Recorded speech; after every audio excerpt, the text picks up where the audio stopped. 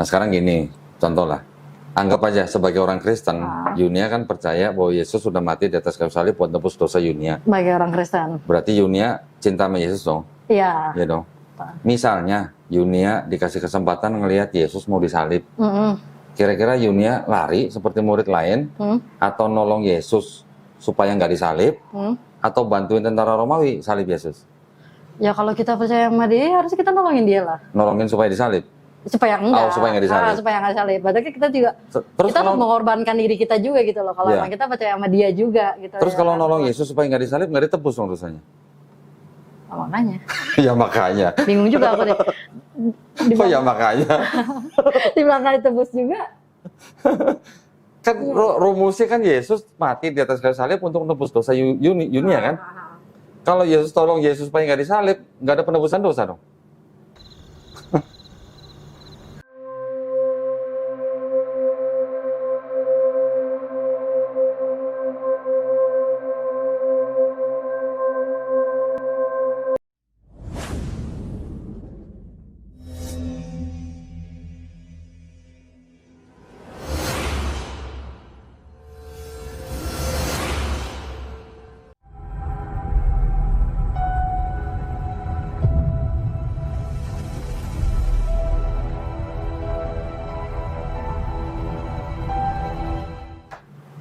Bismillahirrahmanirrahim. Assalamualaikum warahmatullahi wabarakatuh.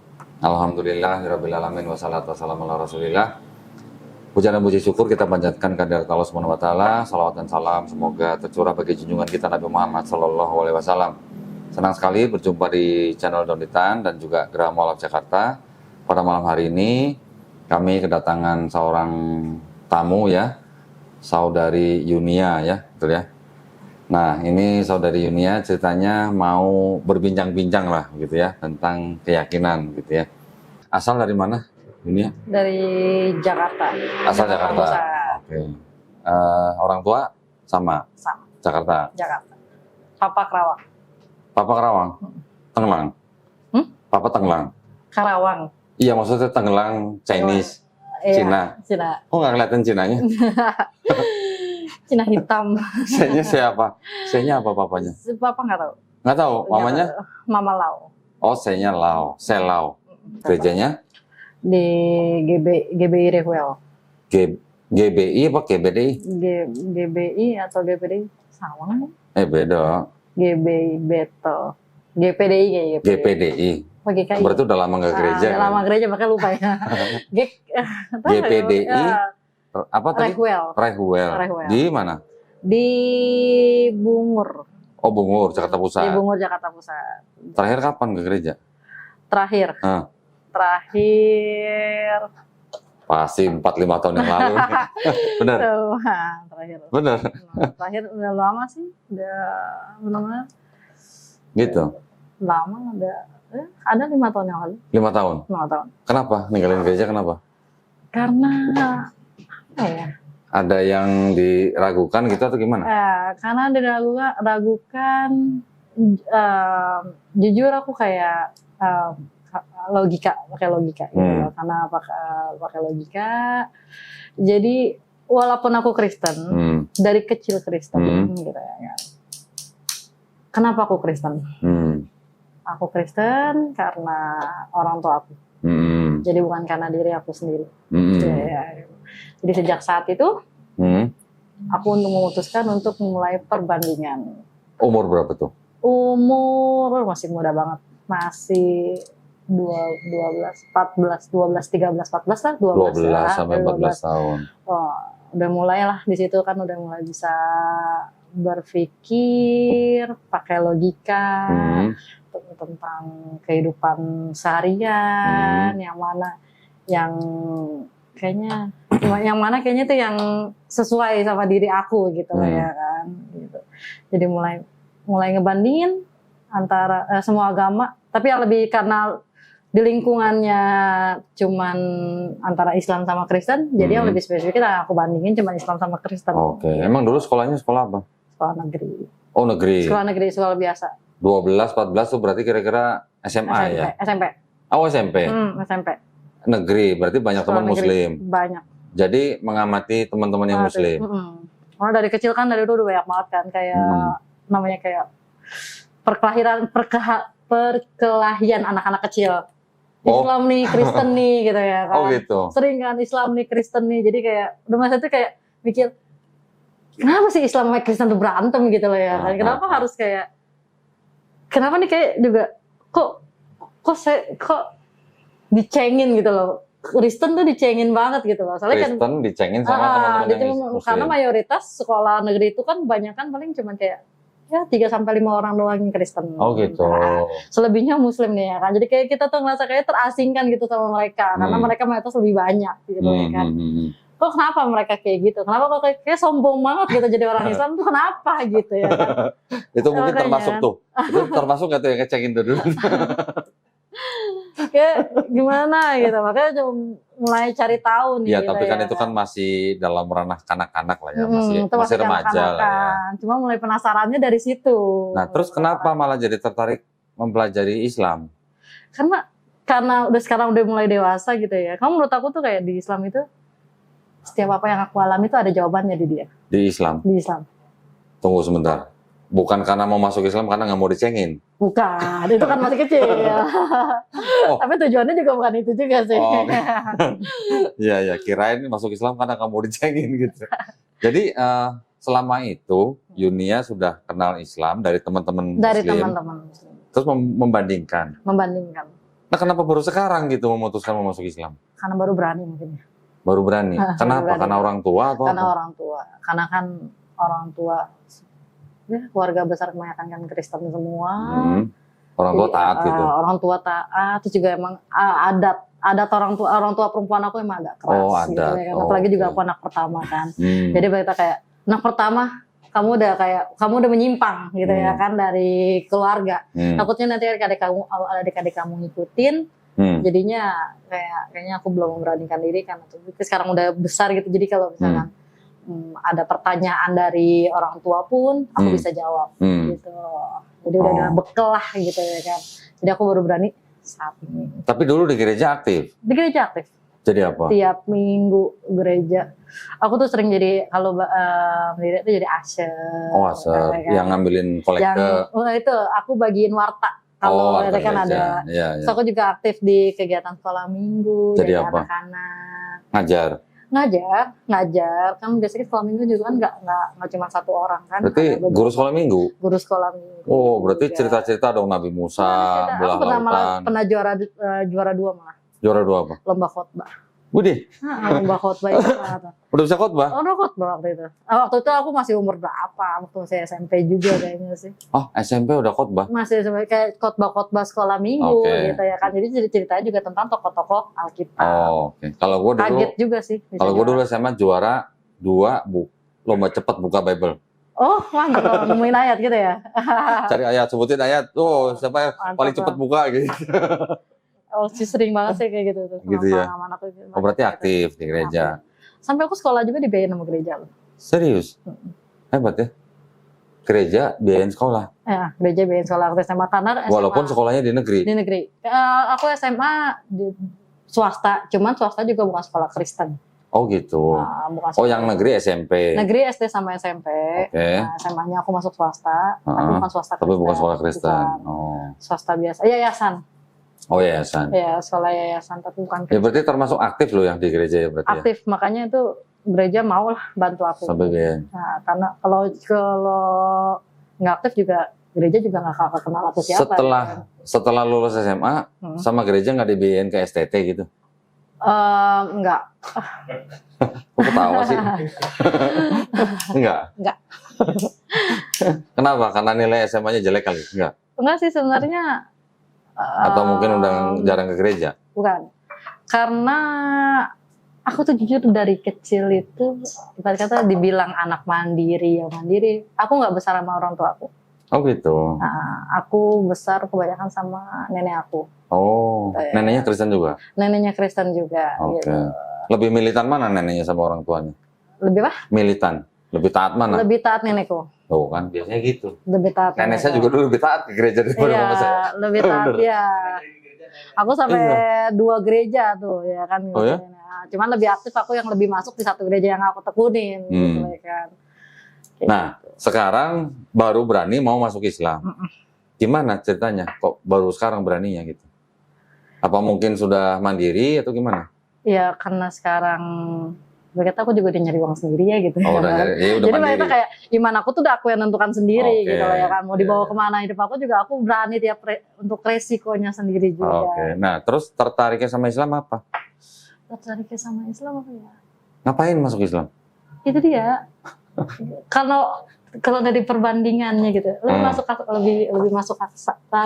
akal tuh di Masuk agama Islam. akal. Oke. Lebih masuk akal di agama Islam. Jadi yang banyak hal yang nggak aku pelajarin di Kristen gitu ya kan. Aku baru tahu juga semenjak ini. Oh iya juga gitu loh ternyata. Gitu. Contohnya bisa kasih contoh nggak kira-kira apa? Contohnya apa ya? Ini penting nih ya soalnya. Ini penting. Maksudnya berkaitan dengan akidah gitu masalahnya. Iya sih. Temen aku ceritanya tentang tentang Yesus gitu. Enggak, maksudnya tentang kehidupan dulu kali ya. Bukan, maksudnya yang menjadikan salah satu hal buat Yunia untuk tertarik atau mantap masuk Islam apa?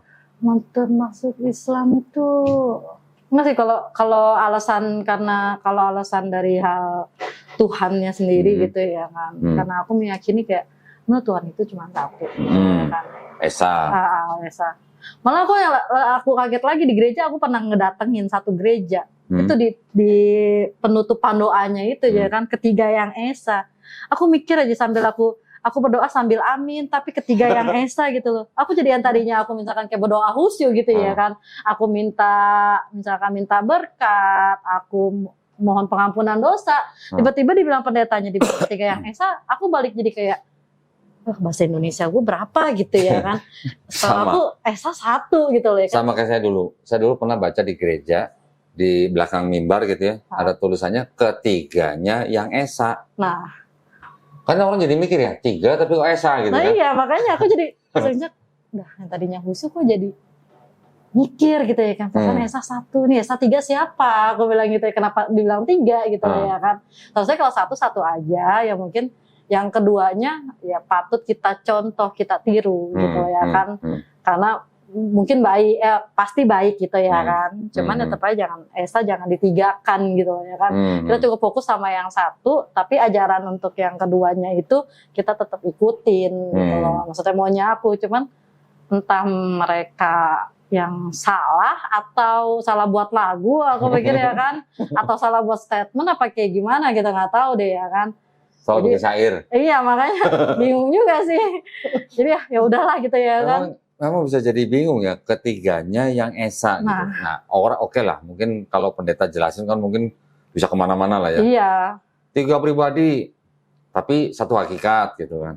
Bapa Tuhan, Yesus Tuhan, Roh Kudus Tuhan, tapi bukan 3 Tuhan tapi 1 Tuhan. Nah. Bapa Maha Kuasa, Anak Putra Maha Kuasa, Roh Kudus Maha Kuasa, tapi bukan 3 Maha Kuasa tapi 1 Maha Kuasa. Gimana sih? Jadi muter-muter kan ngomongnya kan. Sebenarnya tujuannya itu kemana gitu loh. Iya. Gitu. Terus mengenal Islam gimana? Mengenal Islam nggak ada tuh ya yang apa? Ada berapa pribadi gitu kan nggak ada kan? Nggak ada. Islam tuh cuma 1. Ya maksudnya kayak Tuhan tuh tetap Tuhan Allah, Allah gitu ya kan, tetap Tuhan Allah. Cuman kan ada beberapa nabi-nabinya juga ya kan. Setiap nabi juga punya kelebihannya masing-masing, punya pengajarannya masing-masing gitu ya kan. Kita tetap ikutin gitu ya kan. Cuman aku juga masih kurang terlalu tahu ya tentang Islam gitu ya kan. Aku juga masih belajar gitu ya kan. Aku juga di Alkitab juga nggak tahu Nabi Muhammad karena di Alkitab di Kristen juga nggak ada Nabi Muhammad gitu. Jadi aku khusus lagi yang aku anggap baik ya aku pasti ikutin baik gitu ya kan. Aku juga mau belajar tentang siapa itu Nabi Muhammad gitu ya kan. Nah ya udah kayak gitu ya aku lebih ke masuk Islam aja gitu ya gitu. Tapi ingat nggak di perjanjian lama kan ada perjanjian lama perjanjian baru di perjanjian lama semua yang disebut dengan nabi-nabi itu ngajarinnya Tuhannya 1 atau 3 pribadi? Tuhannya 1. Itu apa Nabi Isa atau Yesus itu aja dari perjanjian baru. Ya. Dalam Alkitab aja tuh nggak ada tulisannya Tuhan Yesus. Ada.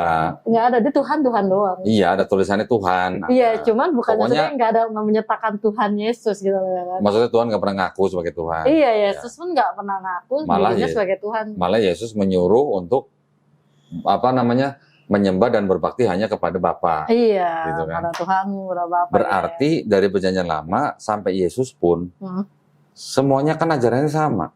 Iya. Tuhan cuma satu. Tuhan cuma satu. Ulangan 64, ya kan? Nanti ada Adonai Elohenu, Adonai Ehad. Di Yesus di Markus 12:29 juga sama, mengulang. Berarti kan ajarannya sama. Ajaran sama. Terus di Islam juga sama ajarannya. La ilaha illallah. Iya. Tiada Tuhan selain Allah. Nah, terus kok bisa jadi Trinitas gitu? Dulu nggak diajarin sama pendetanya? Tahu juga, Mas. Makanya aku juga bingung. Udah lupa. Atau gimana?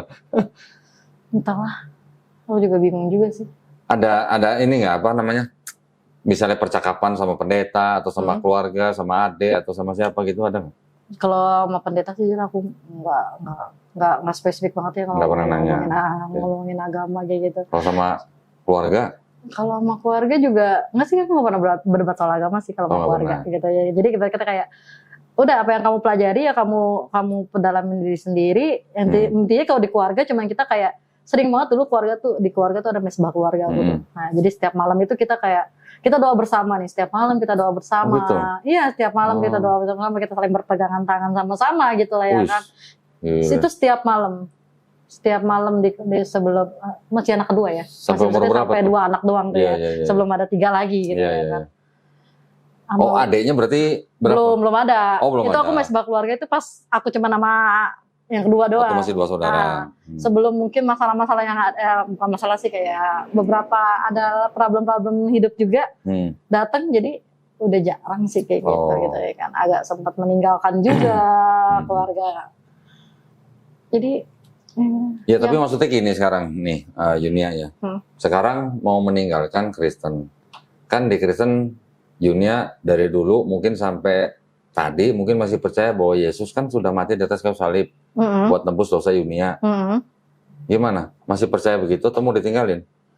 Atau ada yang mau ditanyain? Enggak sih, kalau untuk itu aku nggak terlalu, maksudnya kalau yang nggak terlalu berhubungan banget sama kehidupan saat ini gitu loh. Aku nggak kurang mendalami. Berarti udah nggak percaya kalau Yesus mati di atas kayu salib buat nembus dosa Yunia? Dibilang nggak percaya juga nggak juga, dibilang percaya juga nggak juga gitu loh. Nah, karena aku masih belajar tentang hal itu, belum sampai ke situ sih. Jadi nah sekarang gini, contoh lah, anggap aja sebagai orang Kristen, Yunia kan percaya bahwa Yesus sudah mati di atas kayu salib buat nembus dosa Yunia. Sebagai orang Kristen, berarti Yunia cinta sama Yesus dong? Iya. Iya dong. Misalnya Yunia dikasih kesempatan ngelihat Yesus mau disalib. Kira-kira Yunia lari seperti murid lain atau nolong Yesus supaya nggak disalib atau bantuin tentara Romawi salib Yesus? Ya kalau kita percaya sama dia harus kita nolongin dia lah. Nolongin supaya disalib? Supaya enggak. Supaya nggak disalib. Supaya nggak disalib. Berarti kita juga kita mengorbankan diri kita juga gitu loh. Kalau kita percaya sama dia juga gitu. Terus kalau nolong Yesus supaya nggak disalib nggak ditebus dong dosanya? Makanya. Ya makanya. Bingung juga aku deh. Ya makanya. Di belakang ditebus juga. Kan rumusnya kan Yesus mati di atas kayu salib untuk menebus dosa Yunia kan? Kalau Yesus tolong Yesus supaya nggak disalib, nggak ada penebusan dosa dong. Tapi waktu di Alkitab memang di Alkitab memang tertulis ya kalau Yesus mati itu untuk penebusan dosa manusia ya. Tapi kan itu ajarannya Paulus. Iya kan? Bukan perkataan Yesus. Bukan perkataan Yesus kan? Makanya yang bilang Yesus mati di atas kayu salib kan bukan untuk menebus dosa manusia, itu kan Paulus. Nah iya makanya aku emang Alkitab ada ya. Emang Yesus kan ngomong kayak gitu loh. Nggak bilang juga di atas dia mati itu karena itu. Dia kan mati kan karena apa sih, aku lupa deh. Ya kan karena diserahkan sama imam Yahudi kan, ditangkap kan. Iya kan, karena dia kan dianggap menghujat gitu lah. Menganggap diri dia itu Mesias gitu ya kan. Ya anak Allah gitu lah. Iya, jadi dia atau menyebut dirinya Allah gitu lah. Karena kayak gitu kan. Makanya ditangkap. Jadinya nggak ada kan. Nah iya, ajaran gereja yang bilang kalau Yesus mati di atas kayu salib untuk nebus dosa Yunia kan Paulus. Dari Paulus kan. Makanya untuk saat ini makanya aku nggak kurang percaya gitu. Untuk itu aku bimbang. Karena itu juga berarti aku bimbang. Nah, karena ya nggak ada. Sekarang ingat nggak Yunia? Yang menyerahkan Yesus ke imam Yahudi siapa? Yang berkhianat? Yudas Iskariot. Nah, Yudas Iskariot bisa menyerahkan Yesus ke imam Yahudi karena apa? Uang. 30 keping perak. Iya. Tapi sebelumnya waktu perjamuan kudus apa? Dia dibisikin sama siapa? Setan. Siapa Iblis. sih? Iya. Betul apa Kak? Iya. Ini udah lama nggak baca Bible nih pasti. Iya, tahu lah, udah berapa tahun. Betul kan? Kalau iblis nggak membisiki Yudas, kira-kira ada penebusan dosa nggak di atas kayu salib? Kalau iblis enggak? Kalau iblis nggak bisikin Yudas, bakal ada penebusan dosa di atas kayu salib nggak? Mungkin bakal ada. Dari mana? Kan Yudas kan menyerahkan Yesus karena dibisikin iblis. Dibisikinnya itu maksudnya kan? Iya, dibisikin untuk berkhianat, untuk mengkhianati kan? Ya. Berarti kalau iblis nggak membisiki Yudas, bakal Yesus disalib nggak? Enggak. Nah, kalau Yesus nggak disalib, bakal ada penebusan dosa nggak? Nggak ada. Nggak ada. Karena sudah terjadi penebusan dosa, berarti iblis berjasa apa berdosa? Berjasa lah, kan nggak jadi ada penebusan dosa tuh. Kalau berjasa masuk surga, masuk neraka. Iya, nggak tahu tuh dia di mana.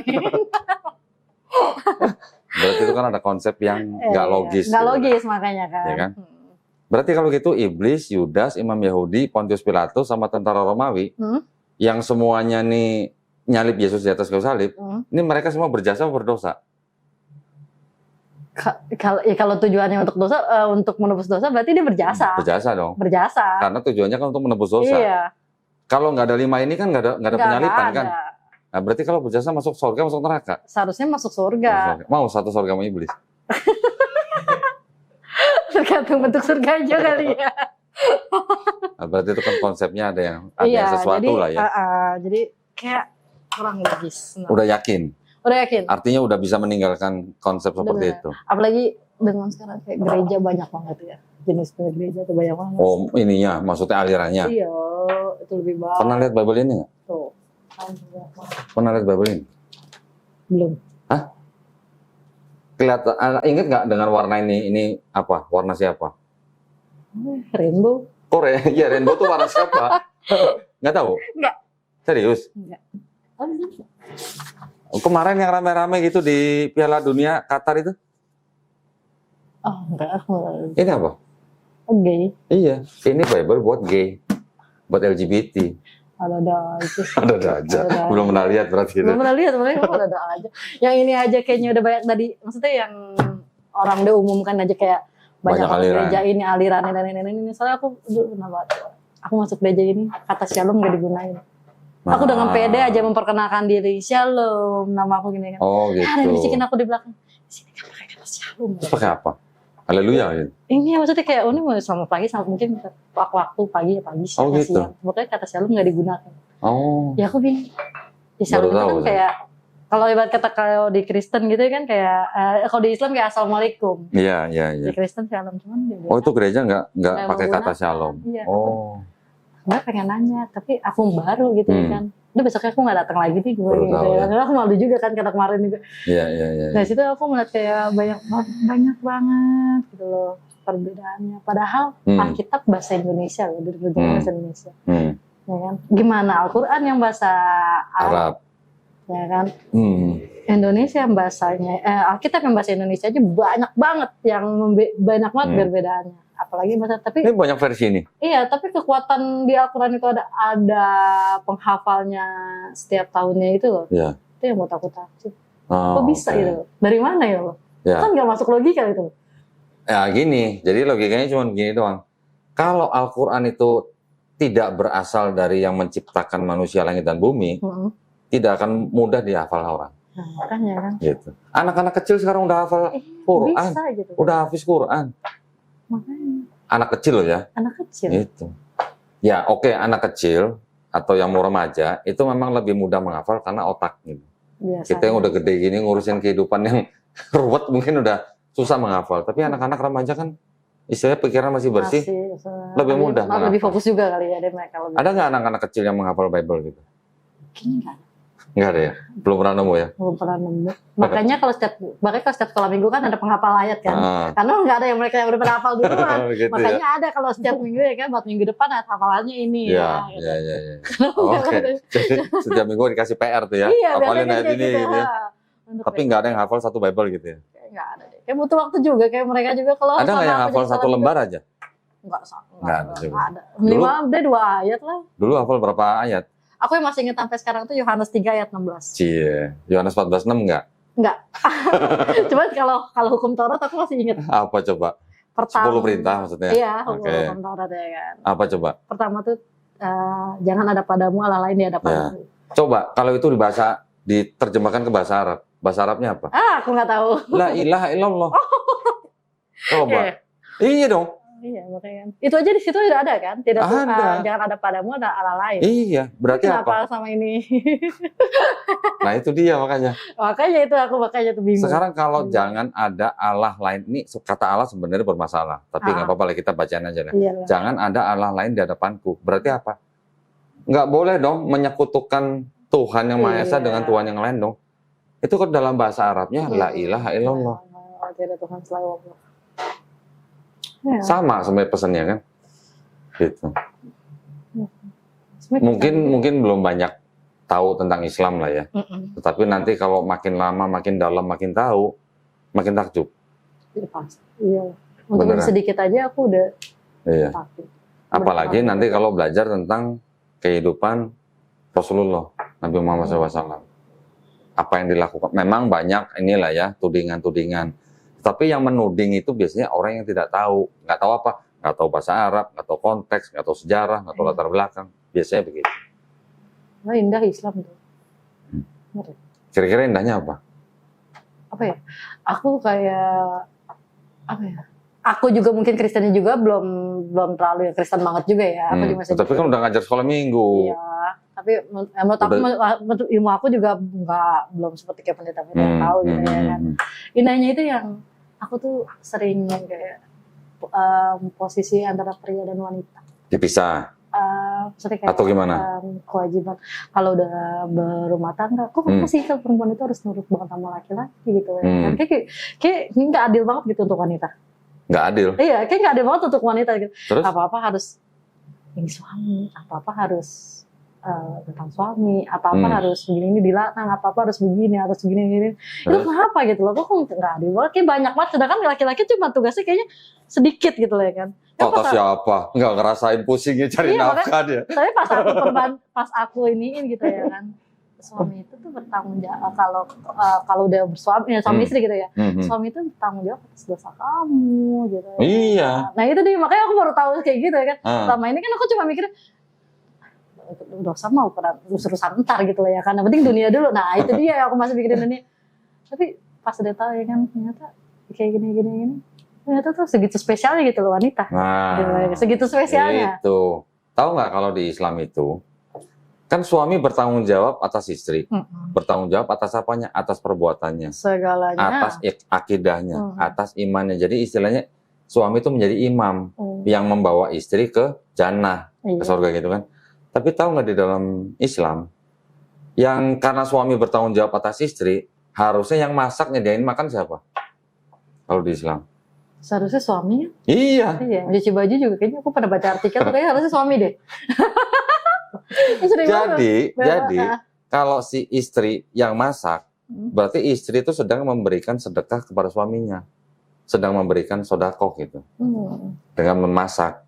Kalau di Indonesia mungkin rata-rata kan yang masak istri lah ya. Masak istri. Tapi sebenarnya kalau kita pelajarin benar, karena suami yang bertanggung jawab atas istri, bertanggung jawab dalam arti makan, sandang, papan gitu ya. Berarti suami harusnya masak sebagai ngasih makan harusnya. Spesial banget istri ya? Jadi kalau istri yang masakin buat suami, istrinya sedang bersedekah. Tuh. Baru tahu ya? Baru tahu. Berarti lebih indah lagi, lebih spesial lagi malah. Nanti banyak yang bisa dipelajari di Islam tentang hubungan suami istri, nanti kita kepada orang tua. Kalau di Islam, kita menghormati orang tua, yang harus kita hormatin ayah dulu atau ibu dulu? Ibu. Habis ibu siapa? Habis ibu siapa? Ya kan cuma ayah sama ibu. Iya, habis ibu ya ayahnya. Enggak. Tuh, bukan. Tapi kan ada ayah sama ibu. Nah, makanya di Islam tuh begini. Yang pertama kita hormatin antara ayah dan ibu tuh ibu dulu. Habis ibu lagi. Oh, ibu lagi. Nah, habis ibu lagi. Sampai 3 kali, baru yang keempatnya ayah. Artinya apa? Kita harus menghormati ibu kita melebihi daripada ayah kita. Tuh, itu di Islam. Baru tahu lagi pasti. Baru tahu, karena kan maksudnya kitab itu juga baru sebagiannya. Iya, nggak apa-apa ya. Namanya nanti kalau udah masuk Islam bisa belajar lebih banyak, jauh lebih banyak. Banyak sekali pelajaran dalam Islam. Makanya. Untuk kehidupan sehari-hari, ibadah, ya nanti ada sholat, ada zakat, ada puasa, ada haji kalau mampu. Tapi sehari-harinya itu nanti juga ada semua. Iya. Ada doa sebelum makan, doa sebelum masuk kamar mandi, doa bangun tidur, doa sebelum tidur, semuanya ada. Semuanya. Ya mungkin Kristen juga ada ya. Ada, cuman lebih dia pakai bahasa Indonesia aja lebih. Ya. Jadi kira-kira paham ya gambaran Islam ya gitu ya. Paham. Insya Allah paham. Sudah bisa ninggalin itu tadi yang mati di atas kayu salib. Yang buat nebus dosa. Jangan ditinggalin. Bukan, maksudnya meninggalkan ajarannya atau konsepnya. Kan tadi kan jawabannya gimana? Kan konsepnya kan ada yang janggal tadi kan. Iya. Iblis yang membisiki Yudas, mau nolong Yesus supaya nggak disalib. Betul, udah bertentangan dengan ajaran gereja gitu. Iya, maksudnya kayak aku sih kalau untuk ikutin ajarannya bukan ya. Jadi menganggap Yesus itu karena nggak bisa. Ajaran-ajarannya bisa, aku ikutin. Tapi kalau untuk yang kayak terlalu menjadikan Tuhan, penebusan dosa, itu jelas. Itu aku kayak. Sekarang saya mau nanya nih, kan dari kecil ke gereja, pernah dengar dong ayat kalau kamu ditampar pipi kiri kasih pipi kanan? Pernah begitu? Enggak. Kenapa? Ya, balas lah. Kenapa balas? Kenapa balas? Ajaran itu kan ajaran Yesus di Bible. Kenapa nggak diikutin? Ya, manusiawi berarti ya. Setannya mungkin muncul apa gimana? Manusiawi muncul ya. Susah begitu kan kayaknya. Bisa nggak diterapin maksudnya? Bisa. Yakin bener bisa ditampar pipi kiri kasih pipi kanan? Logikanya kalau nggak terlalu sakit gak apa-apa kali ya. Kalau nggak terlalu sakit, mau coba nggak? Orang yang nampar kayaknya pasti emosi, pasti kenceng ya. Iya kan, artinya ajarannya kelihatannya bagus, tapi bisa nggak diterapkan? Pernah dengar dong kasihilah musuhmu? Iya. Bisa kasihilah musuhmu? Susah sih. Hah? Kok susah? Berarti nggak mau ikutin ajaran Yesus di Bible? Makanya kalau karakter aku nih ya, aku kita bicara tentang karakter aku. Aku tuh tipe manusia yang dibilang apa ya, cuek, bodoh amat. Pokoknya aku nggak mau pusing, ikutin alur, gitu. Jadi aku punya musuh, tapi kalau musuhnya baik-baik sama aku, udah pernah itu, ya udah aku nggak pernah benci sama dia. Mana ada musuh baik-baik? Maksudnya kayak contoh, aku sebelumnya pernah menikah nih, aku sekarang single parent. Pertanyaannya gini, iblis musuh kita bukan? Iblis musuh kita bukan. Lah iblis musuh kita bukan? Musuh sih. Musuh? Musuh. Kasihilah iblis bisa? Tergantung iblisnya berbuat jahat apa enggak? Pasti berbuat jahat ya. Emang ada iblis gak berbuat jahat? Pasti. Tapi kan kalau kita nggak ngikutin berarti kan kita nggak, berarti dia bukan musuh kita dong. Loh, kalau namanya iblis apa? Menggoda manusia. Kalau kita nggak tergoda? Loh, yakin? Yakin? Emang tahu lagi digoda apa enggak? Iya sih, karena kan nggak terang-terangan dia ngomongnya. Mana ada iblis goda terang-terangan? Iya makanya. Kan iblis bisa menggoda dari musuh kita, dia musuh kita. Musuh kan? Bisa nggak ngasihin iblis? Kan iblis musuh kita. Enggak. Gimana caranya ngasihin iblis? Susah lah. Kita aja kan berdoa untuk mengusir iblis. Nah itu. Iya, kita kasih dia. Kita kan juga mengusir dia. Kalau ada orang kesurupan, iblis diusir. Iya, diusir makanya. Kenapa kita nggak kasih, kan dia musuh kita? Harusnya kita temenin dia ya. Temenin mau. Makanya. Mau berteman sama iblis. Kalau kita kasih berarti kita harus temenin dia gitu. Nah, iya dong. Nah, kita harus bikin dia baik. Itu kodratnya dia mau udah jahat ya. Misalnya, rumahnya kedatangan rampok misalnya. Terus itu kan musuh kita. Iya. Mau ngerampok, punya maksud jahat kan? Iya. Gimana ngasihin perampok? Nggak bisa. Nih kasih, ambil TV-nya gitu. Nih nggak ambil bisa. duitnya gitu. Bisa nggak? Nggak bisa. Nah itu. Kecuali kita orang dalam. Orang dalam. Maksudnya temennya perampok. Nggak mungkin kan? Itu berarti ngerampok rumah orang. Itu kan kalau ngerampok rumah orang. Nanti rumah kita yang kedatangan rampok. Masa orang dalam gimana sih? Nggak mungkin kan? Berarti nggak logis dong. Nah itu makanya. Ya, paham maksudnya ya. Jadi ada sebuah ajaran yang kelihatannya bagus, tapi too good to be true gitu kalau bahasa Kerawangnya. Iya. Apa tuh? Too good to be true. Artinya Too good to be terlalu true, terlalu muluk-muluk gitu. Nggak bisa diterapkan. nggak baik untuk Kasihlah musuhmu gitu masalahnya. Kalau di Islam, nih, di Islam, kalau kita dizolimi orang atau ada orang jahat ke kita boleh balas yang setimpal. Ya, kita boleh balas yang setimpal, tapi mengampuni itu lebih baik. Oh iya. Itu kalau di Islam. Jadi bukan berarti tampar pipi kiri kasih pipi kanan. Pelajarannya juga lebih jelas ya. Iya. Gitu, ya kan? Jadi artinya kalau kita dizolimi orang, dijahatin orang, kita boleh balas, tapi yang setimpal, nggak boleh berlebihan. Apa yang dia lakukan ke kita. Iya. Tapi kalau kita mengampuni itu lebih baik. Kira-kira bisa diterapkan yang mana? Yang Islam lah. Nah, Di pelajaran Islam. betul. Lebih real. Nah, Dia sudah kasih musuh. paham ya? Gimana masih? Kalau kita Satu lagi nih. Kira-kira di satu lagi nih. Waktu Yesus di atas kayu salib, pasti tahu dong yang dekat di salib itu siapa? Perempuan yang dekat di salibnya Yesus siapa? Bunda Maria. Bunda Maria. Pernah nggak ngelihat foto atau gambar Bunda Maria di bawah salib Yesus? Waktu Yesus lagi salib, itu Bunda Marianya nangis apa ketawa? Nangis. Kenapa nangis? Sedih lah anaknya digituin. Kenapa sedih? Kan anaknya digituin. Disalib. Emang berarti Bunda Maria nggak tahu dong kalau dosanya ditebus? Iya. Kalau tahu begitu tebus ngapain dia nangis? Harusnya kan berbuat baik anaknya. Cuman mungkin namanya keibuan yang nggak tega kali ya. Loh. Kita sebagai ibu nih. Iya. Kita tahu buat nolong orang. Iya. Anaknya jadi penebus dosa seluruh manusia nih, anaknya. Berarti kan berjasa besar dong. Tapi dengan cara disalib. Nangis apa ketawa? Atau senang? Seharusnya. Dosa ibunya juga ikut ditebus. Iya, seharusnya senang. Harusnya senang. Tapi sebagai keibuan kan nggak tega. Nah. Secara real berarti gitu ya. ada kemungkinan nggak sebenarnya Maria yang nangis di bawah salib Yesus itu sebenarnya nggak tahu kalau Yesus tuh mati untuk nebus dosa. Nggak tahu. Nah, terus yang ngasih tahu siapa? Yang nebus dosa. Masalahnya kan yang ngomong buat tebus dosa itu kan setelah Yesus mati udah berapa lama lagi. Paulus lah. Dia baru ngomong. Coba kalau dia ngomongnya dari awal. Nah. Kenapa dia mesti belakang? Paham kan maksud saya, paham ya? Oh, jadi kita yang buat cerita sendiri. Loh ya kan ini kan sebenarnya kan kita sedang menguji logika. Iya kan? Contoh tadi waktu saya tanya kalau ngeliat Yesus mau disalib, mau nolong Yesus, kamu bantu tentara mau nyalib Yesus dengan nalar yang sehat, dengan insting. Nolongin lah. Pasti nolong orang yang kita cintain dong. Betul. Gak usah Yesus lah. Orang tuanya mau disalib pasti nolong kan? Iya. Nah iyalah, apalagi ini Yesus gitu loh, junjungan kita. Junjungannya kan junjungan dalam arti kita meneladani gitu. Berarti kan ada sesuatu yang apa sih di dalam Bible tuh? Janggal. Gitu. Penuh misteri. Misteri. Kok penuh misteri ya? Paham ya berarti ya? Murid-murid Yesus kan kabur. Iya, mana tuh pada? Berarti tahu nggak dia dosa ditebus murid-muridnya? Enggak tahu. Kalau tahu ngapain kabur ya? Mendingan nonton bantuin kan? Bantuin tentara. Kan dia tahu kalau dosa ditebus, tapi karena murid-murid nggak tahu, maka mereka kabur. Iya. Tapi Paulus itu ngomong kayak gitu atas insting dia sendiri kan? Atas apa? Atas keinginan dia sendiri, akal dia sendiri gitu. Memang Paulus pernah ketemu Yesus?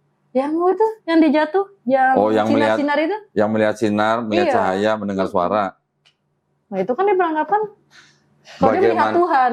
Bagaimana ceritanya Paulus melihat cahaya, terus tahu manggil siapa kau Tuhan gitu? Gimana ceritanya Paulus tahu cahaya itu Tuhan gitu? Iya makanya dia spekulasi sendiri. Itu juga ini janggal gitu. Makanya kan orang Kristen itu kan nggak. Ya, sekarang gini, di seluruh perjanjian lama ada nggak konsep penebusan dosa pakai darah manusia? Nggak ada. Semua pakai darah hewan. Darah hewan. Tiba-tiba di perjanjian baru, lu nggak selamat kalau nggak ada darah manusia yang tertumpah nih. Iya. Pakai darahnya. Ada perbedaan. Ishak Ismail. Yang mana? Yang mengorbankan. Pengorbanan. Yang Nabi Abraham. Itu cerita lain lah. Tapi kan nggak jadi disembelih. Nggak jadi. Itu kan ujian. Abraham sedang diuji gitu kan. Tapi sebenarnya maksudnya kayak penyembelihan itu semua darah hewan. Iya hewan. Semua darah hewan itu bisa lembu atau sapi, bisa kambing atau domba. Kalau nggak punya duit bisa burung tekukur. Kalau nggak punya duit lagi bisa tepung terigu. bisa diganti. Bahkan kalau nggak punya tepung terigu, nggak bisa nyampe ke bait suci, dari jauh bisa berdoa dan bertobat. Dengan cara apa aja ya untuk suci ya, nggak dipaksa harus. Ini tiba-tiba harus ada yang mati di atas kayu salib untuk nebus dosa manusia. Kan udah beda nih. Dari mana? Dari mana coba kira-kira tahu nggak? Dari mana? Konsep pengorbanan darah manusia dari mana tahu? Udah. Dari penganut pagan. Apa tuh? Pagan itu yang penyembah dewa-dewa. Jadi mereka memahami itu kalau nggak pakai darah manusia nggak selamat gitu. Berarti konsepnya juga Kristen juga udah campur tangan dari agama-agama lain juga ya? Semuanya. Cerita-cerita tentang pagan nih. Pagan di dalam kekristenan. Ritualnya. Yang perjamuan kudus, pakai roti, pakai anggur. Dulu sering kan? Iya. Bagi-bagi roti sama anggur. Tiap bulan. Tiap awal bulan. Tiap awal bulan. Minggu awal bulan. Itu juga sebenarnya ritual pagan dari Mesir. Dewa Osiris gitu. Tapi bukannya mereka ngikutin itu yang perjamuan itu? Jamuan apa? Perjamuan yang kata Yesus sebelum disalib sama kedua muridnya? Iya. Iya. Nah kan itu yang sekarang menjadi ritual tiap bulan di gereja. Makanlah tubuh dan minumlah darahku dengan makan dan minum darahku, makan tubuhku dan minum darahku, kalian mengingat aku. Iya. Ya kan? Barang siapa makan tubuhku dan minum darahku akan memperoleh hidup yang kekal. Itu sama dengan tulisan-tulisan di teks peti mati yang di Mesir. Pernah dengar dong, Yohanes 14:6, akulah jalan, kebenaran dan hidup. Dan kebenaran dan hidup. Bisa datang ke Bapa kalau tidak melalui Yesus. Lah Dewa Mitra juga disebut jalan dan kebenaran dan hidup. Gembala yang baik malah Mitra. Oh, jadi banyak jalan dong. Banyak jadi jalan. gimana nih? Banyak yang menjadi jalan gitu. Iya, banyak yang menjadi jalan ya. Artinya konsep-konsep itu sebenarnya sudah ada jauh sebelum ada Yesus. Sebelum ada Yesus itu sudah ada kepercayaan-kepercayaan orang selamat dengan cara apa? Ada yang dituhankan dengan cara mati, kemudian bangkit dari ketiga menjadi juru selamat. Gitu. Nah Islam nggak kenal yang gitu-gituan. Iya, langsung udah tujuannya udah satu. Kalau di Islam mau selamat, ya ngikutin perintah. Iya, udah. Nggak mau yang melanggar perintah ya nggak selamat gitu aja. Sama sebenarnya dengan di Perjanjian Lama. Perjanjian Lama apa? Yang mati itu yang berdosa. Seorang anak tidak menanggung kesalahan ayahnya. Seorang ayah tidak menanggung kesalahan anaknya. Caranya gimana kalau mau selamat? Basuhlah, bersihkanlah dirimu, jauhkanlah perbuatan-perbuatan jahatmu dari depan mataku, mata Tuhan maksudnya. Berhentilah berbuat jahat, belajarlah berbuat baik, usahakanlah keadilan, belalah hak anak-anak yatim, kendalikan orang-orang kejam, belalah hak anak-anak yatim, perjuangkan perkara janda-janda, baiklah, marilah kita berperkara. Firman Tuhan tulisannya. Jikalau dosamu merah seperti kirmizi, akan putih seperti salju. Jikalau dosamu merah seperti kain kesumba, akan putih seperti bulu domba. Berarti perlu nggak ada orang yang mati di atas kayu salib buat nebus dosa? Nggak usah. Nggak usah, gitu. Itu di Perjanjian Lama. Tapi di Perjanjian Baru tiba-tiba kalau nggak ada yang mati di atas kayu salib, dosa lu nggak diampunin. Bisa berubah ya? Kok nanya saya iya, gitu? Makanya. Siapa kayak yang nulis? Yang aktif di gereja dia. Kalau untuk perjanjian lama itu kan memang ada yang menulis, yang mungkin Nabi Musa ya menulis. Enggak, sebenarnya enggak. Gini, jadi sebenarnya perjanjian lama itu sebenarnya bukan punya Kristen. Perjanjian lama itu sebenarnya kitabnya orang Yahudi. Oh ya. Kan bahasa Ibrani itu diterjemahkan ke bahasa Yunani. Oh ya. Setelah jadi bahasa Yunani, dioprek nih sama Bapak Gereja nih. Baru menjadi perjanjian lama. Udah perjanjian lama, baru ditambahin dengan perjanjian baru. Nah itulah kitabnya orang Kristen. Oh ya, soalnya kan orang Kristen kan lebih ke dominan ikut Yesus, sedangkan Yesus kan ada di perjanjian baru. Baru, iya. Gitu. Ya, perjanjian lama, berarti dia nggak terlalu nggak ada, perjanjian lama. Sebenarnya perjanjian baru dengan perjanjian lama tuh sebenarnya nggak ada hubungannya, kecuali hanya penulis-penulis perjanjian baru itu banyak ngutip dari perjanjian lama. Jadi kalau nggak ada perjanjian lama, nggak akan ada Kristen. Iya. Gitu. Jadi udah paham ya? Kira-kira ya? Mantap masuk Islam. Mantap. Ya orang ada jawabannya semua kok di Islam. Iya. Masuk akal semua. Nah. Logis. Nah itu. Alhamdulillah berarti ya udah tinggal syahadat aja ya. Gimana? Oke. Baik, bismillah ya. Alhamdulillah saudari Yunia pada malam hari ini sudah menyatakan keinginannya untuk masuk agama Islam. Alhamdulillah. Jadi sudah mantap ya. Nah kalau pakai hijab sekarang malah kelihatan Cinanya loh. Serius.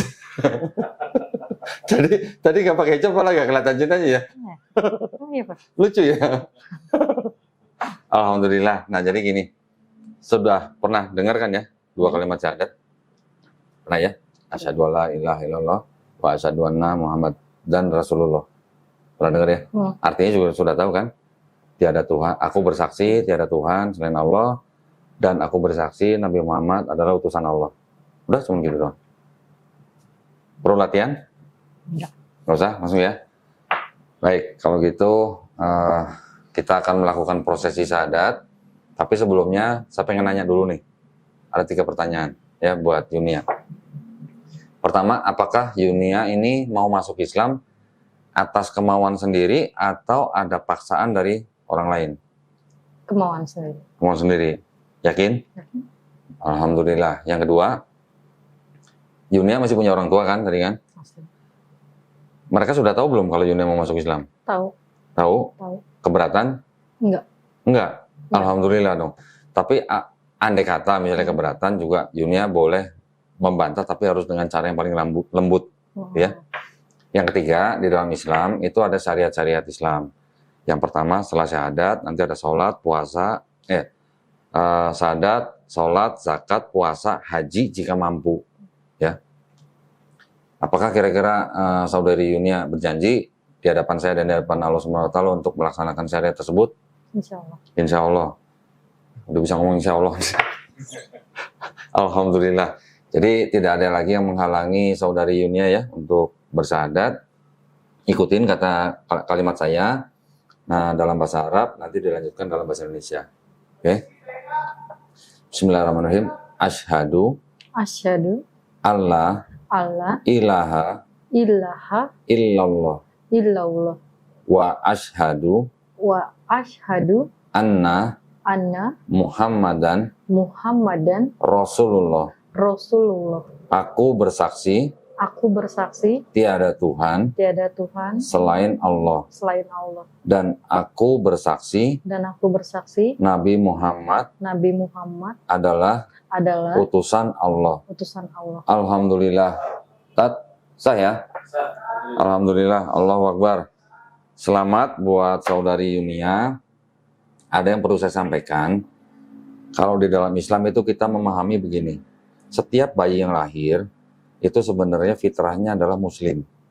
Muslim adalah orang yang berserah diri hanya kepada satu pencipta atau satu Tuhan. Jika bayi ini nanti besar, dia menjadi Kristen, Yahudi, atau Majusi, itu karena orang tuanya. Tetapi ketika dia mengenal Islam, atau mungkin dia sampai menerima Islam, bahkan sampai dia mau masuk Islam, itu artinya sebenarnya dia bukan pindah agama. Tapi sebenarnya itu kembali ke fitrahnya, kembali ke fitrah sebagai orang yang Muslim gitu. Ya, Muslim itu artinya orang yang berserah diri kepada satu Tuhan. Dan di dalam Islam kita juga memahami setiap orang yang masuk Islam itu insya Allah dosa-dosanya diampuni dari mulai akil balik sampai dia masuk Islam. Insya Allah ya dosanya semua diampuni. Tetapi ya kebaikan yang sudah pernah dilakukan dari mulai akil balik sampai masuk Islam itu nggak dihilangin, tetap dicatat sebagai pahala. Insya Allah. Jadi dosanya diampunin, kebaikannya tetap dicatat. Ya, Alhamdulillah. Oh ya sebentar. Ini saya ada buku panduan sholat, ya nanti bisa dibaca. KTP-nya tadi, oh ya dari foto ya. Udah. Sebentar ya. Sebentar.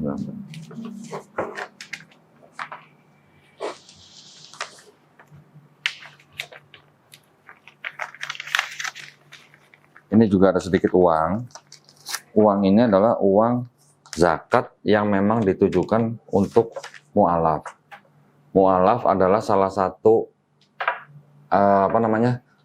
pihak yang berhak menerima zakat dari 8 asnaf, 8 golongan. Salah satunya adalah mu'alaf. Jangan dilihat jumlahnya, diterima aja dengan baik ya. Ini tolong diterima aja. Terus kemudian nanti sebentar. KTP-nya kan tadi sudah dikirim pakai foto ya. Nanti kita akan keluarkan sertifikat. Nanti tolong mau PDF-nya aja atau mau di print? Bebas. Bebas. Kalau PDF aja Kalau PDF aja nanti bisa di print sendiri. iya. Kalau apa namanya mau PDF-nya mau sertifikatnya boleh nanti kita kirim. Tapi untuk sertifikat itu ada tanda tangan saksinya gitu? Ada, enggak. Kalau yang di sertifikat kan nggak ada tanda tangan, cuma namanya aja. Oh nggak apa-apa. Nggak apa-apa. Kalau perlu tanda tangan boleh ya, nanti kita tanda tangan. Berarti ini namanya